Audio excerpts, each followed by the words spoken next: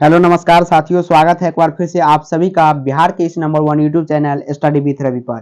जी हाँ दोस्तों, आज हम आपके सामने लेके आए हैं बिहार बोर्ड एंट्रेंस एग्जाम 2024 में पूछे जाने वाले टॉप 60 क्वेश्चन साथियों, जो आज हम इसमें जानेंगे। 2009 में पूछे गए क्वेश्चन और 2010 में पूछे गए टोटल 2 साल का प्रश्न आज हम लोग इसमें वीडियो में करेंगे। तो फटाफट से इस चैनल पर आप लोग अभी तक नए हैं तो चैनल को सब्सक्राइब कर लीजिए, बेल आइकन को प्रेस कर लीजिए, और अभी तक इस वीडियो को लाइक नहीं किए हैं तो प्लीज वीडियो को लाइक कर ले, और फटाफट से अपने दोस्तों के पास भी इस वीडियो को साथियों शेयर कर दे ताकि वो भी इस क्लास के माध्यम से अपनी तैयारी को आजमा सके। तो चलिए फटाफट से क्लास को शेयर कर देंगे, वीडियो को लाइक कर लीजिए, सब्सक्राइब कर लीजिए, और फटाफट से अपने दोस्तों के पास शेयर कर ले ताकि मैं क्लास को स्टार्ट कर सकूं। तो चलिए आज की क्लास को स्टार्ट करते हैं। पहला क्वेश्चन आपकी स्क्रीन के सामने कि निम्नलिखित में से किसके लिए हिमांक का अवनमन अधिकतम होगा। चलिए बताइए। चलिए सभी लोग स्टार्ट करेंगे, फटाफट से अपना आंसर कमेंट बॉक्स में बताएंगे कि निम्नलिखित किसके लिए हिमांक का अवनमन अधिकतम होगा। फटाफट से आंसर देंगे साथियों, सिर्फ क्वेश्चन और आंसर की बात हम लोग आज करेंगे। तो क्या हो जाएगा ऐसा, K2SO4। जी हाँ दोस्तों, K2SO4 का हिमांक का अवनमन अधिकतम होता है। ऑप्शन नंबर ए एकदम राइट है।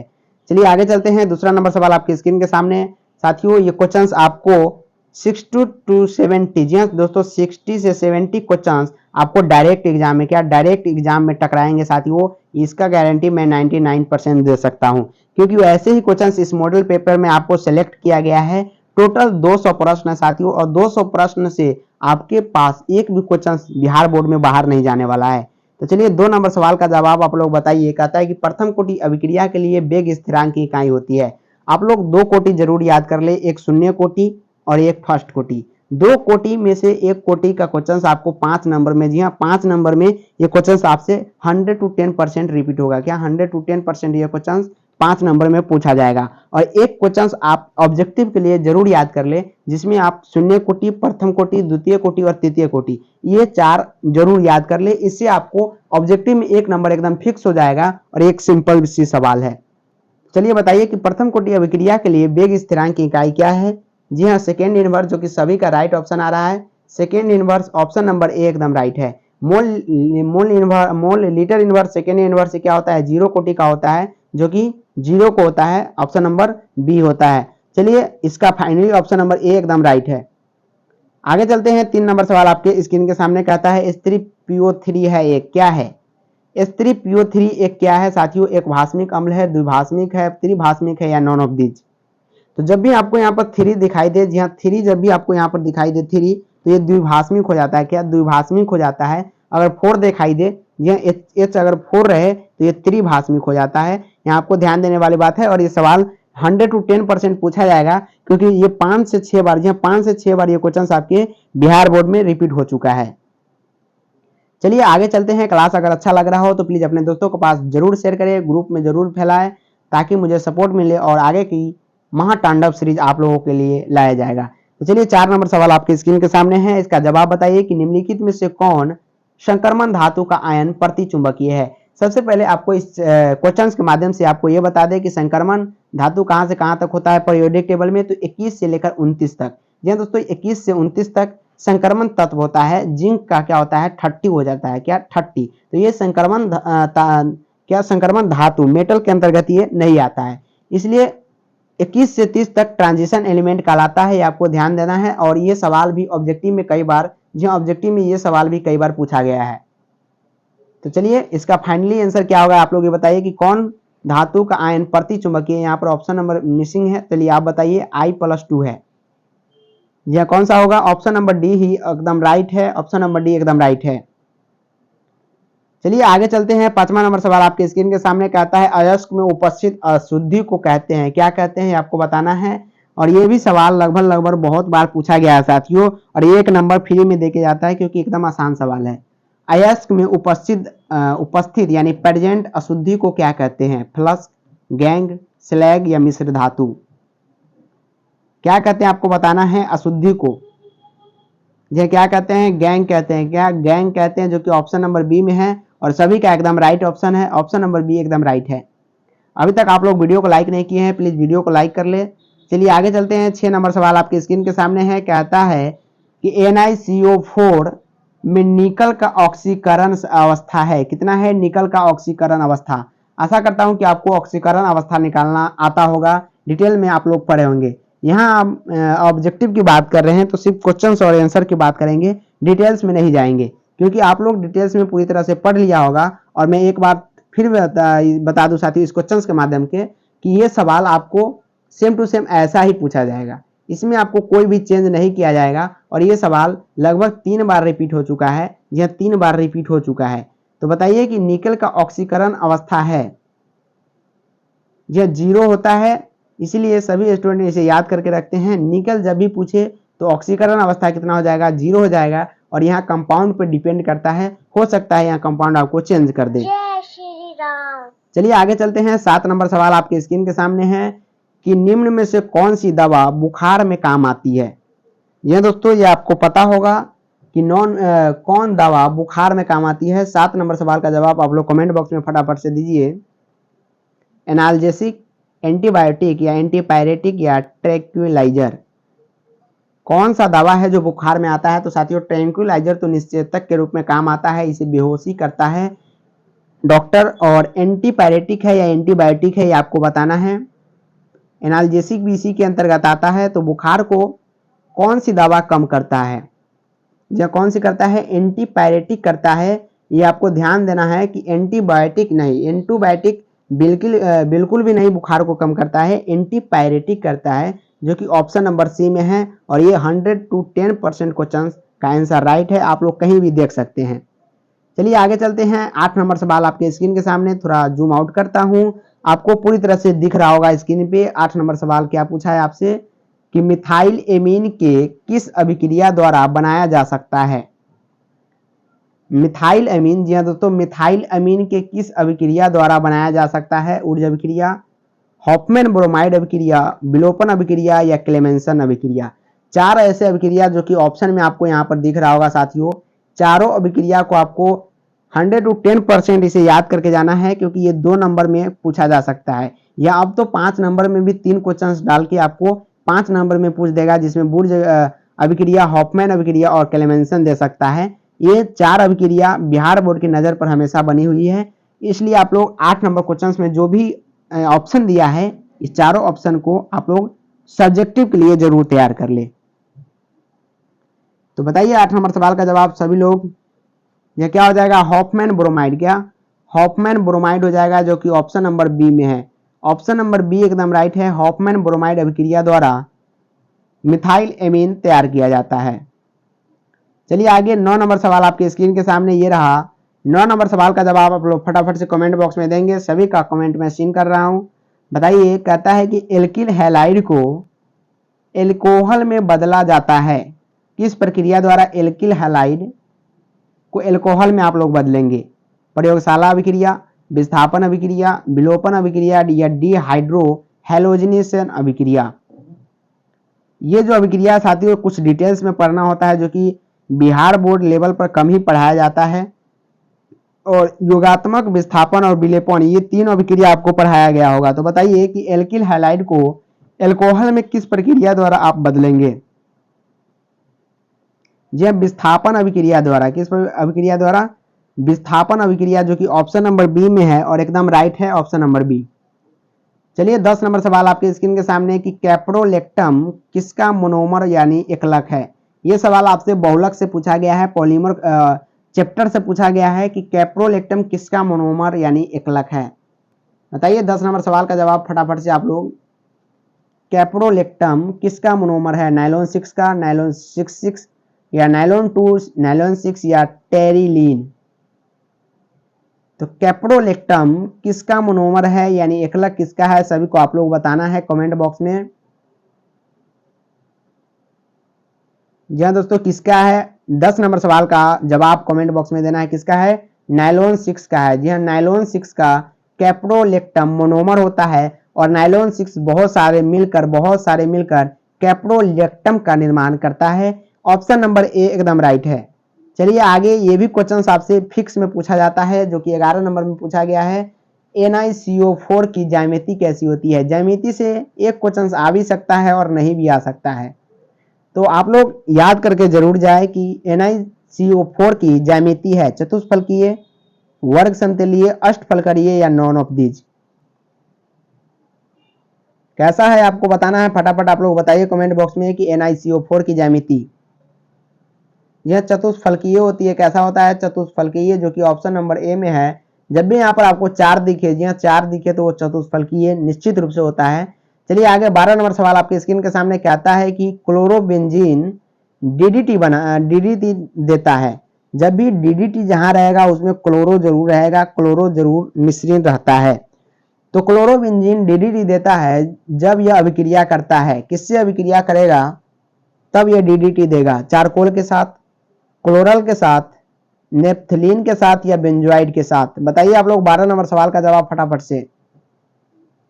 सभी का जवाब कमेंट बॉक्स में आना चाहिए कि क्लोरोबेंजीन डीडीटी के साथ वो अभिक्रिया करके क्या देता है, किसके साथ अभिक्रिया करता है तो वो डीडीटी देता है। जो किसके साथ? क्लोरल के साथ, जो कि ऑप्शन नंबर बी में है, क्लोरल के साथ। चलिए आगे चलते हैं। ये रहा साथियों टोटल, सॉरी अभी और ज्यादा प्रश्न होंगे, देखते हैं थोड़ा। जी हाँ 13 नंबर सवाल आपकी स्क्रीन के सामने है जिसमें ऑप्शन नहीं है, और 2009 में ऐसे भी क्वेश्चंस पूछे गए हैं साथियों जिसमें ऑप्शन नहीं दिया गया था। आपको 3 नंबर या 2 नंबर में क्वेश्चंस पूछा जाता था जिसमें आपको सिर्फ आंसर लिखना होता है। तो एक्वा फॉर्जिड, जी हाँ दोस्तों, एक्वा फोर्ट्रिस किसे कहते हैं? तो HNO3 को कहते हैं। किसे? HNO3 को किसे कहते हैं? एक्वा क्या कहते हैं? Aqua forties. 14 नंबर सवाल पूछा गया था कि क्लोरल का सूत्र लिखिए, यानी क्लोरल। तो क्लोरल का सूत्र क्या होता है ये भी आप लोग देख लीजिए, क्योंकि आपके एग्जाम में भी ये क्वेश्चन आपको ऑब्जेक्टिव में बना के पूछ सकता है। तो क्लोरल का क्या होता है? CCl3CHO, यानी एल्डिहाइड समूह और क्लोरीन समूह और कार्बन समूह मिलकर क्या बनाता है? क्लोरल बनाता है। 15 नंबर देखिए, 15 नंबर एलम। एलम जिसे आप फिटकिरी कहते हैं, जी हाँ, जिसे आप फिटकिरी कहते हैं वो क्या होता है? एलम होता है। तो एलम का सूत्र जरूर याद करें, ये VVI हो सकता है साथियों, क्या VVI जरूर हो सकता है ये। तो एलम क्या है? K2SO4 Al2SO4 24H2O। इतना अगर आप ध्यान रखेंगे तो आपको ऑप्शन में जरूर मिल जाएगा 24H2O, और इसे आप देखकर आंसर लगा सकते हैं बिल्कुल राइट। तो ये रहा, और एक और है साथियों व्यंजक चूर्ण। व्यंजक चूर्ण का क्या होता है? CaOCl2। यह इसे भी आप लोग याद कर ले, मोस्ट इंपोर्टेंट के अंतर्गत ये लोग आता है, जो 16 नंबर में पूछा गया है। तो ये रहा इसका साथियों आंसर। आप लोग इसका PDF लेना चाहते हैं तो टेलीग्राम चैनल को जरूर ज्वाइन करिए, उसमें सभी प्रकार का PDF आपको दिया जाता है। चलिए अब चलते हैं अगला पॉइंट। अगला है साथियों 2010 में पूछे गए क्वेश्चंस की बात करते हैं। 2010 में क्या पूछा गया था आपके स्क्रीन के सामने है, फटाफट से आप लोग इसका आंसर बताइए। ऑप्शन नंबर ए का, क्वेश्चन नंबर 1 का आंसर बताइए कि फैराडे का विद्युत विच्छेदन का द्वितीय नियम संबंधित है किससे? और फैराडे के नियम से भी आपको 2 नंबर के क्वेश्चंस में पूछा जाएगा। तो फैराडे का विद्युत विच्छेदन का द्वितीय नियम किससे संबंधित है? यह किससे है? विद्युत अपघटन के समतुल्य भार से संबंधित है। यह ऑप्शन नंबर बी एकदम राइट है। Option number B 100 to 10% right है। चलिए आगे 2 नंबर सवाल आपके स्क्रीन के सामने कहता है कि निम्न में से कौन सा एक कथन संक्रमण श्रेणी का तत्व नहीं है? जैसा कि हमने बताया कि ट्रांजिशन एलिमेंट से आपसे सवाल पूछा जाएगा, और ट्रांजिशन एलिमेंट कहां से कहां तक होता है? 21 से 29 तक होता है। तो इसमें से आपको देखना है, मिलाकर देखना है 4 ऑप्शन में कि कौन 21 से 29 के बीच आता है। तो चलिए बताइए 2 नंबर सवाल जो 2010 में पूछे गए थे उसका जवाब आप लोग फटाफट से दीजिए। सभी का आंसर कमेंट बॉक्स में आना चाहिए साथियों। 2 नंबर सवाल का जवाब कि कौन सा एक कथन संक्रमण श्रेणी का तत्व नहीं है? जी नहीं है। तो क्रोमियम की जब बात करेंगे तो इसका क्या होता है? 24 होता है। क्या 24 होता है क्रोमियम का? तो ये इसके अंतर्गत है, बिल्कुल है, ये बिल्कुल है। निकेल, जी निकेल भी, जी निकेल भी बिल्कुल है। लोहा फेरिक यानी 26, इसका क्या होता है? 26 होता है। मैग्नीशियम का किसका कितना होता है साथियों? 12 होता है। यहाँ आपको ध्यान देने वाली बात है, मैग्नीज नहीं है। मैग्नीज अगर आता तो इसका 25 होता। जी यहाँ पर क्या है? मैग्नीशियम। तो मैग्नीशियम का 12 जो कि इससे बाहर है। तो ये क्या है? संक्रमण श्रेणी यानी ट्रांजिशन एलिमेंट का तत्व नहीं है, जो कि ऑप्शन नंबर सी में है, एकदम राइट है ऑप्शन नंबर सी। चलिए, ये सवाल आपको पूरी तरह से समझ में आ गया होगा। अगर समझ में आ रहा है तो प्लीज दोस्तों के पास शेयर जरूर करें। 3 नंबर सवाल जो कि 2010 में पूछा गया कि कॉपर पाइराइट का सूत्र होता है CuFeS, CuFeS2, CuS या Cu2FeS2। तो कॉपर पाइराइट का सूत्र क्या होता है आपको बताना है। 3 नंबर सवाल में आपसे यही पूछा है और आंसर आपको कमेंट बॉक्स में फटाफट से देते जाना है। यह क्या होता है? CuFeS2 कॉपर पाइराइट का सूत्र होता है, जो कि ऑप्शन नंबर बी में है और ऑप्शन नंबर बी एकदम राइट है। कॉपर पाइराइट का सूत्र क्या होता है? CuFeS2। चलिए आगे चलते हैं। 4 नंबर सवाल आपके स्क्रीन के सामने, नो बकवास ओनली फॉर क्वेश्चंस।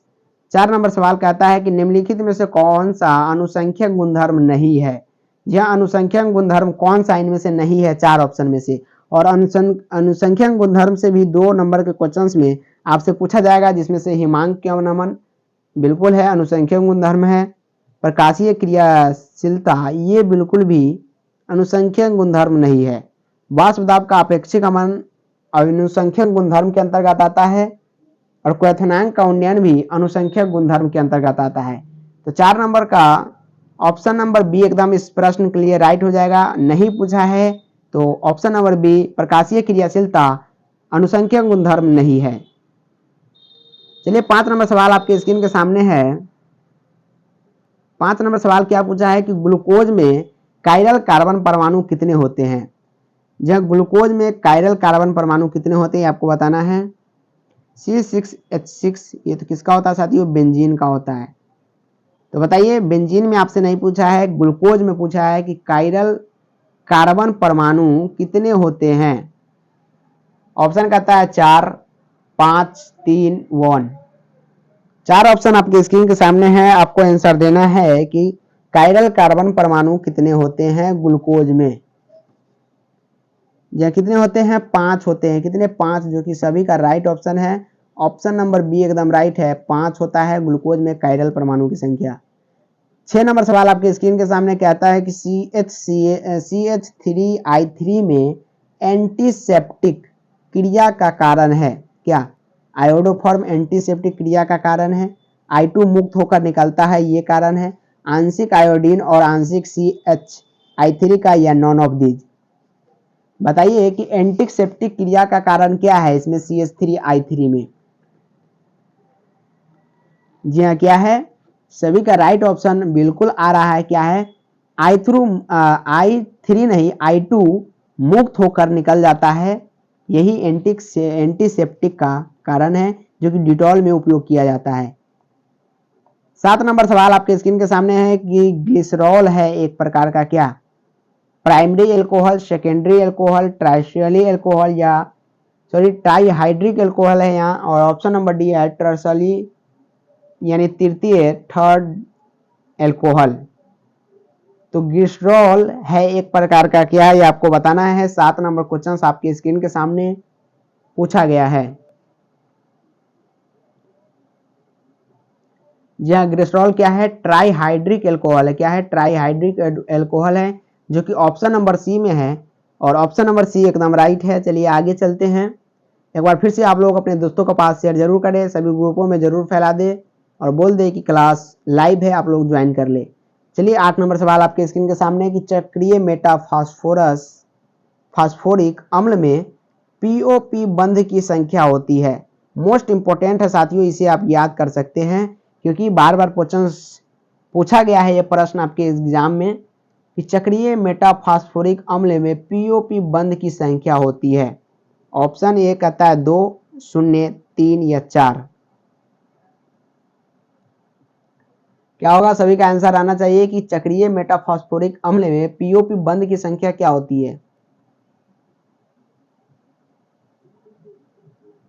जी हाँ दोस्तों, क्या होती है बताना है। जी हाँ, 3 होती है। क्या? 3 होती है POP बंध की संख्या, जो कि ऑप्शन नंबर सी इसका एकदम राइट है।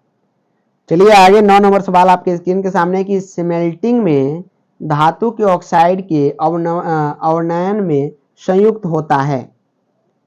स्मेल्टिंग में धातु के ऑक्साइड के अवनयन में संयुक्त क्या होता है? एल्युमिनियम, कार्बन, मैग्नीशियम या कोबाल्ट। सभी का जवाब कमेंट बॉक्स में आना चाहिए, फटाफट से सभी लोग जवाब देंगे इसका। 9 नंबर सवाल आपकी स्क्रीन के सामने है। मोस्ट इंपोर्टेंट सवाल है कि स्मेल्टिंग में धातु के ऑक्साइड के अवनमन में संयुक्त होता है कौन सा पदार्थ होता है?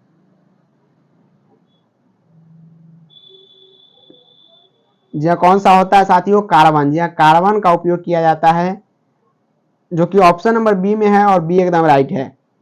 चलिए आगे 10 नंबर सवाल आपके स्क्रीन के सामने क्या पूछा है साथियों? कहता है कि निम्नलिखित में से कौन संघनन बहुलक नहीं है?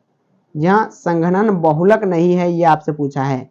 यही तो क्वेश्चन आपको कंफ्यूज करता है एग्जाम में बार बार, इसलिए आप यहाँ ध्यान देंगे। नहीं पूछा है, हमने हाईलाइट कर दिया है, आपको ध्यान देने वाली बात है कि कौन संघनन बहुलक नहीं है। ग्लिप्टल, नायलॉन 66, पीटीएफई या डेक्रॉन? जय श्री राम। तो कौन सा है जो संघनन बहुलक नहीं है? यहाँ पीटीएफई ये बिल्कुल संघनन बहुलक नहीं है, जो कि ऑप्शन नंबर सी में है, जो कि एकदम राइट है। चलिए आगे चलते हैं। 11 नंबर सवाल आपके स्क्रीन के सामने ये रहा। 11 नंबर सवाल क्या कहता है कि क्लोरोफेनिकॉल एक प्रकार का क्या है? एंटीबायोटिक है, एनाल्जेसिक है, एंटीपायरेटिक है या नॉन ऑफ दीज? क्लोरोमफेनिकॉल एक प्रकार का क्या है आपको बताना है। 11 नंबर सवाल आपकी स्क्रीन के सामने। जी हाँ दोस्तों, क्या है ये आपको बताना है, फटाफट से आप लोग बताइए कमेंट बॉक्स में। जी हाँ, क्या है? एंटीबायोटिक है। क्या है? एंटीबायोटिक है, जो कि ऑप्शन नंबर ए में है, एंटीबायोटिक। चलिए आगे 12 नंबर सवाल आपकी स्क्रीन के सामने, सेकंड लास्ट क्वेश्चन आज का। 12 नंबर सवाल है कि निम्नलिखित में से कौन कार्बोहाइड्रेट है? थायामीन, लैक्टोज, ग्लिसरॉल या नॉन ऑफ दीज? चलिए इसका आंसर आप लोग फटाफट से बताइए कि निम्नलिखित में से कौन कार्बोहाइड्रेट है। जी हाँ, लैक्टोज एक प्रकार का कार्बोहाइड्रेट है, जो कि ऑप्शन नंबर बी एकदम राइट है। चलिए आज का लास्ट क्वेश्चन आपके स्क्रीन के सामने और है, चलिए इसका पूरा कर लेते हैं। कहता है कि ईथर में ऑक्सीजन परमाणु होता है। चलिए बताइए फटाफट से। 13 नंबर सवाल आपके स्क्रीन के सामने है कि ईथर में ऑक्सीजन परमाणु होता है, कितना होता है?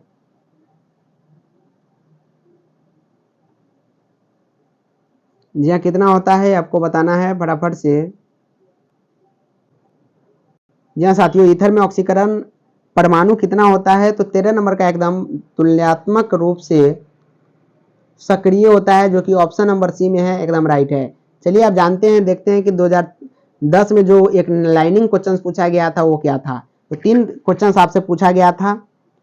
एक पूछा गया था कि अर्ध परागम्य झिल्ली है, तो ये फियोन था, जो कि ऑप्शन में था, और इसे आपको लिखना था कॉपी पे। और कार्बाइल एमीन पूछा गया था, तो ये कार्बाइल एमीन क्या होता है? C6H5NC होता है, आइसोसाइनाइड इसमें जोड़ते हैं। और लूनर कॉस्किड पूछा गया था, तो ये क्या होता है? AgNO3 होता है। ये रहा इसका साथियों आंसर। और बात करेंगे, अभी बहुत सारे मॉडल सेट है अगले नेक्स्ट क्लास में। ये फर्स्ट क्लास था आपकी स्क्रीन के सामने। तो आज की क्लास कैसा लगे जरूर कमेंट करके जरूर आप लोग बताइएगा। और तब तक के लिए बाय बाय। तब तक आप लोग 15 अगस्त धूमधाम से मनाएं। सबको very very good evening, good night, bye bye, take care. जय हिंद, जय भारत, जय बिहार।